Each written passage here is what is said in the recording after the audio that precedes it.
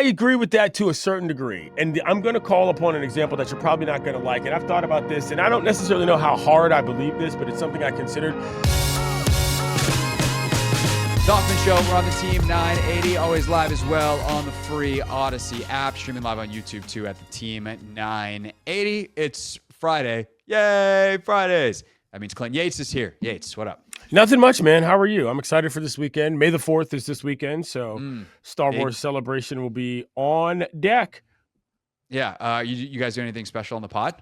No, but we have already launched our newest episode for Andor, which is out. But more importantly, because I'm in Los Angeles, there will be some events to attend. So I might be going to the Academy Museum to check out some of that stuff, because that is always a fun time. Indeed. So you can check that out. And of course, also Clinton and Friends on ESPN Radio every single day.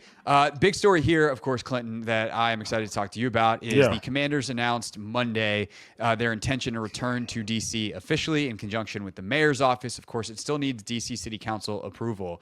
When you were working at the Post, I'm sure you would have covered this story like back then. You also have a background covering like DC Metro. Yep. So like I'm going to start as broad as I can. Like what was your reaction to the announcement, the press conference, and kind of where the fact that announcement was made given the current state of play and how much work is still to be done?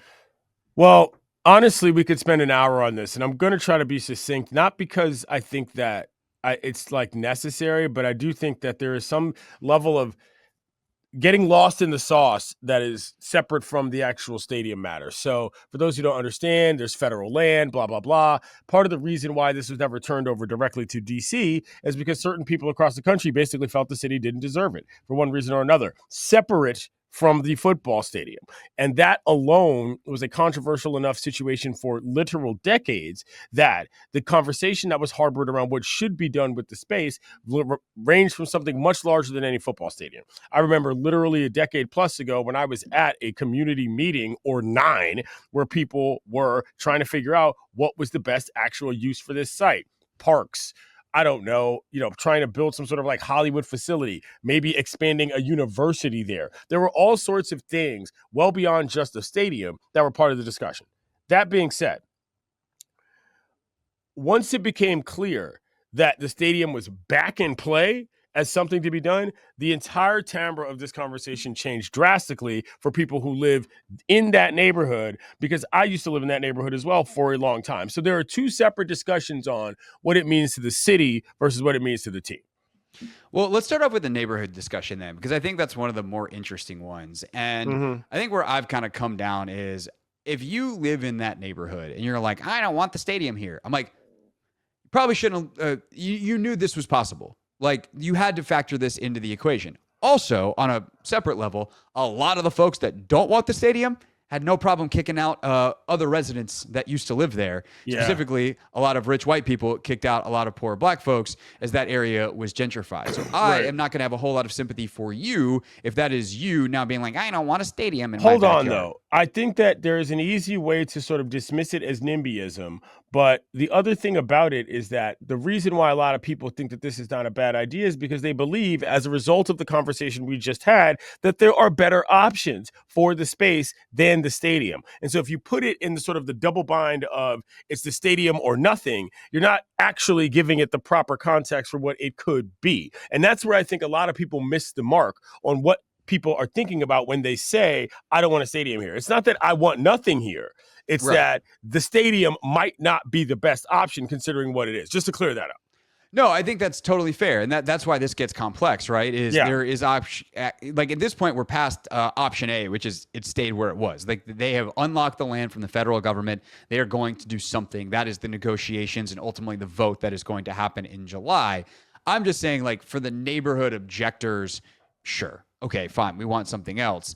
But I just don't have a lot of sympathy, a lot of empathy for folks that are like, the stadium's going to cause too much traffic when they chose to live in a neighborhood that was like the RFK Stadium neighborhood? Like, Well, what did you think was going to happen? I mean, that's an excellent question, but at the same time, what people thought was going to happen versus what did are two different discussions. That stadium hasn't been occupied like that for literally 40 years. It's been used, but DC United wasn't actually causing problems in the neighborhood like that. There was no national team games, USA women's or men's aside, and the Nats people were not clogging up the neighborhood. Like it's been a full-blown generation and a half almost since regular traffic like that was a thing. And, you can say it was inevitable, but again, it's been a really long time. People who have lived there have more sort of sleepy lives than I think what a stadium brings there. That's part of the reason why they're there.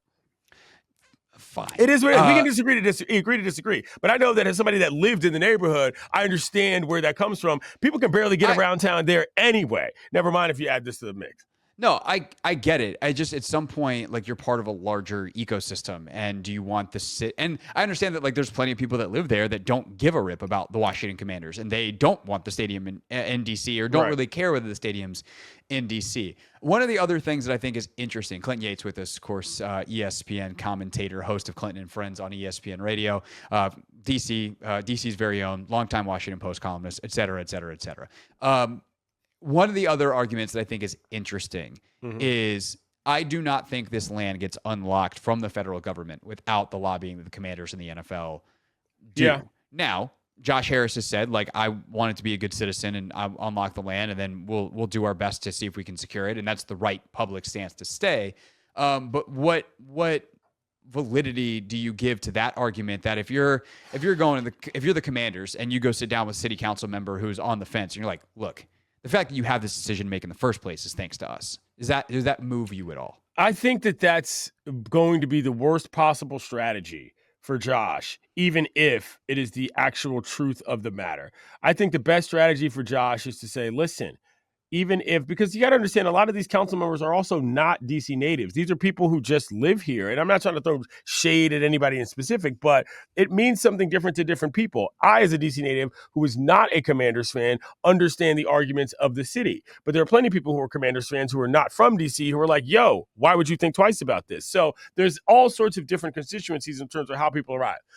I think that the best method that Josh Harris could use is to say, we've got to find a way to collaborate on this site that makes sure that nobody other than the district benefits from it as much as we do. And whether that's through how the public funding works or whatever, because reminder, if you give up a certain amount of public funding, it means that effectively Josh Harris can do what he wants with it if he's controlling the entirety of the site, potentially leading to the city losing out on a lot of money. So what you don't want is a scenario in which they're finding a way to make it in spite of, if you will, district officials. Therefore, the initial process of planning does not benefit things the way that you want. You can't just turn it all over to Josh and say, build everything you want, and we don't care. That's not only irresponsible, but I think that's also a little too much to put on an NFL football team or a billionaire, even if he does have a lot of other interests. I think it is in good faith to the city if city council members say, hey, look, all right, there's the stadium site, but then there's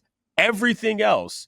We need to talk about the everything else well before we discuss some domed stadium that's potentially going to get, let's say, a Women's World Cup final in whatever amount of years. You know what I mean? Like, you've got to get that part first and not just say, oh, yeah, we'll throw in some housing and some mixed-use retail, blah, blah, blah. No, that's got to be the primary element to me, because that's where the big gap in understanding of what development is goes wrong. Things are promised, things don't work out. Next thing you know, it's a bunch of one studio, 1 bedroom, 2 bedroom apartment max places that are charging rent that nobody can afford who's ever lived here anyway. And that's what I'm saying. You've got to have some accountability beforehand before you start putting shovels in the ground.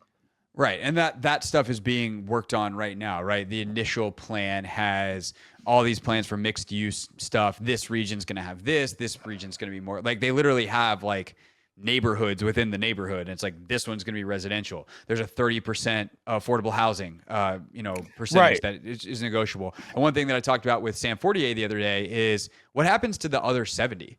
Is it then 70% luxury, or is there 40% that's middle class and then 30% luxury? And like, those details are going to matter a lot as well. But considering how much money the Commanders are putting in, the fact that it is a 75+% private investment, the Harris Group is the one that is going to be commissioning all of Sure. that. And so that is an interesting thought too that you just brought up of the less public money, the less public control, because eventually, like Josh Harris as a landlord is going to want to recoup as much as he can, assuming that that is how the arrangement is going to work on some level. Yes, exactly right. And that's something to keep in mind for fans as well. And also, like, I don't want to get too far into this because I sound like some sort of a, rambling professor, but the idea of how that kind of project works from a development standpoint is not always one for one. And you talked about the idea of I don't want too much traffic. Like that is a singular context in terms of what people believe Sundays are going to be, just for reference point. But when you have living in a neighborhood for a long time and all of a sudden a big thing comes to the neighborhood on a day-to-day basis, quality of life is affected to a point that might make you want to live somewhere else. And that is a different form of displacement that happens in a separate one-for-one context than what would be on the actual site per se. And that's where these kind of malleable gray areas come in about what development actually means for a neighborhood. And so there's a lot more of that in NIMBYism. It's not, you can't just drop in from the sky like, I don't know, The Sims or Roller Coaster, whatever that game is, and just drop things in. And then all of a sudden they're thriving and integrating with the community. That's just not how it works. And so I'm as interested in how other areas of the development work from other partners that are not just on the site, because that's actually how it happens well beyond the plans. So Clinton Yates with us here on the Hoffman Show. You covered the Nats Park stuff, right? Yeah, big time. So how would you describe some of those conversations then, and how would you would you describe what's happened in Navy Yard and Nats Park through some of those lenses you just said as a success? I would qualify it as a success for what their goal was, but I would not qualify it as a success for what the intended possibilities were in terms of outcomes. Now, I'm sort of getting a little long in the tooth here, but there's a documentary called Chocolate City. It was made by a girl that went to my high school. I only call her a girl. She's a grown woman now because I've known her for a long time, Ellie Walton. It's about the Arthur Capper projects that were literally razed, R-A-Z-E-D, in order to make room for all of these other things. Now, why is that important? Because they were promised a lot of stuff, but ultimately they didn't have the manpower, they didn't have the political know-how, and they didn't have the backing to fight for themselves. And eventually developers kind of ran roughshod. Now, a lot of those developers are people from the area. So it's not like you're entirely ripping anything away from those constituents who have something. But for the people who have literally lived their whole lives in that part, they don't got time to be fighting big time developers about anything. And so now, while the area is improved in this context, remember when there was a shooting outside of Nats Park on South Capitol Street? That whole other side, Syfax Gardens, is still respectfully a hellhole. People would not want to be walking through there on the way to Nats games. It is literally adjacent as a neighborhood. They haven't seen much change other than maybe getting a couple of food service jobs at Nats Park. So you got to be real about what's going on. Things are going to go away. It's just a matter of whether or not you can say to yourself, I think it's worth it for football. I think the popular vote is yes. But I also think that because people want to make themselves feel better in D.C., they're acting like something can't happen that absolutely can.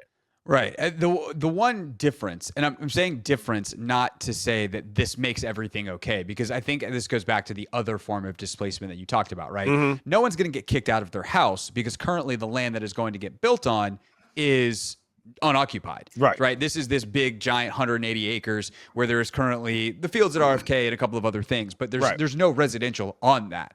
But that does not mean there aren't second wave, third wave effects on the surrounding neighborhoods. That's exactly right. And that's the issue. And I'll tell you this, just to kind of not exactly wrap this up, but to kind of put a pin on it. My father, he went to Eastern High School. Eastern High School is the closest high school to RFK Stadium that there is. When he was a senior in high school, they built it. He saw it go up, and he will see it go down, which is a crazy thing in itself. That school has been about as underpopulated as probably any in the D.C. public school system as there are. Spingarn on the other side, on Benning Road, which is the second closest high school in D.C., included. Eastern High School, to me, will be the bellwether of whether or not all of these operations around RFK are helping the actual community. The Turkey Bowl is typically held there, the DCIAA championship on Thanksgiving morning. It's got a couple things, but it is an old place that does not have once the standard it had. If Eastern High School is doing okay, I'll believe that the neighborhood has been accounted for in a way that makes sense within the rest of this. And I know that's one random example that happens to be personal, but that's the kind of stuff I'm talking about when I mean local stuff. It's not just food deserts. It's not just, oh, well, you're going to get a job at the stadium. It's like, what happens for people who are invested in the space, as it were, generationally? And that's hard to tell always until it goes away. And then last question for you, because you did grow up going to games at RFK. Like, you're one of the people who talks about, I was at the seat cushion game. I was there when the stands were shaking. Yeah. Like, how do you balance all that stuff we just talked about with the very real, like, joy that could come with Jaden Daniels leading a very good football team on opening day into 2030? I think that you've got to let the nostalgia go, and you've got to create a facility that people want to be in that harkens back. You cannot recreate RFK.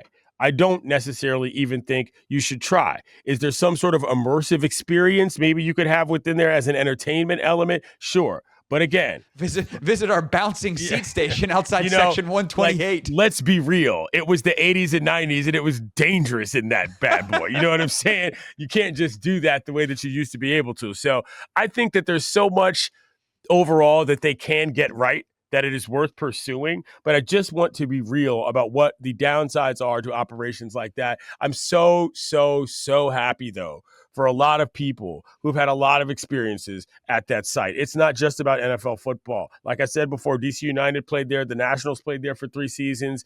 It was a community facility for a long time. And if this place can get back to that, because the landscape's a little different, you've already got Audi, you've already got Nats Park, then they've got something. If it's just another football stadium that people go to once a week, that's not what you want. Yeah. I just think, though, that it's the nation's capital. It's Washington, D.C. And you got the World Cup coming in 2026, and there's not a game. Like, that's embarrassing. Right. Building a world-class facility. Now, that world-class facility could be in Landover, right? If this falls through, they're likely headed back to Landover. They'll do Landover 2.0. That stadium will be way better than FedEx ever was, or whatever the Northwest Stadium ever was. Like, they'll do a good job because Josh Harris is good at doing a good job. But to have it actually within the boundaries of the district, I think just means more, not only to the city, but like what it means to be a major city in the country and in the world. I agree with that to a certain degree. And I'm going to call upon an example that you're probably not going to like. And I've thought about this, and I don't necessarily know how hard I believe this, but it's something I considered. There's a world in which I believe they should move the headquarters and the practice facility to the RFK site and just have a bunch of other stuff there and let the stadium be wherever it's going to be. You're going to get daily people getting in there with that kind of a situation. Somewhere between, I don't know, the Star in Dallas, and I'm not saying you mimic that because the Cowboys have done it, but that type of model is actually really cool. I genuinely think that if you said, hey, the headquarters of the Washington Commanders is at RFK, you can come here any day you like and get all of the nostalgia, all of the experience. We might even play a couple high school football games here, et cetera, or utilize the facility for youth, and you get an all-encompassing situation with, say, a mall and all the other stuff. But on game day, because we know we've got actual traffic problems and we're trying to reduce the parking to 8,000 people, which is a disaster, you can go somewhere else. Like, there's a world in which I think that would have been honestly just as good of an option, and the spiritual home element would have been satisfied too. But that's an interesting thought, because I've talked a lot about, I think they should move the practice facility to the Landover spot. Yeah. You already own the land. They need the land in Ashburn, super valuable to sell to these data companies because it's wired up for the data centers. Right. But that's an interesting like backup plan too of like, right. And by the way, it also satisfies your old pal Tom Sherwood's desire to have the team headquartered in DC for tax purposes and get all them corporate taxes going into the coffers of the district. Sherwood, what a guy. What a guy. On the show earlier this week. Love Tom. Lecturing us on all the things that we needed to know because I asked him to, and he said Tom's a great guy. Yes. So is his son Peyton. Clinton Yates, everybody. Catch him on ESPN Radio. Also check out the Star Wars podcast, specifically on Sunday, because that'll be May the 4th. Thank you, sir. Have a great weekend, Gregory. This was a fun one. What's up, kiddos? It's your boy Clinton Yates from ESPN. It's the Hoffman Show on the Team 980. Tell your mama I said what's up.